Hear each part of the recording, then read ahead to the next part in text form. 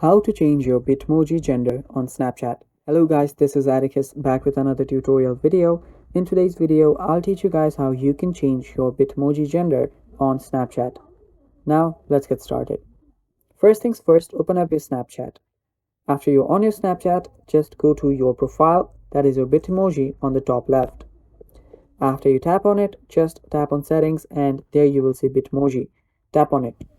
Now if you go to edit my Bitmoji or choose a selfie or change my outfit, you won't be able to change your gender on your Snapchat. The only thing you can do is you need to remove your Bitmoji, and after you remove it, you'll need to tap on create my avatar. So after you tap on it, here you will need to choose your gender. Just tap on your female version.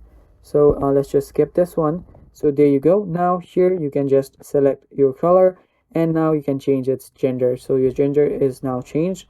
So here you can just set up your Bitmoji and just tap on save, and that is basically it. So there you go. Now I've just changed my Bitmoji's gender by removing my previous Bitmoji.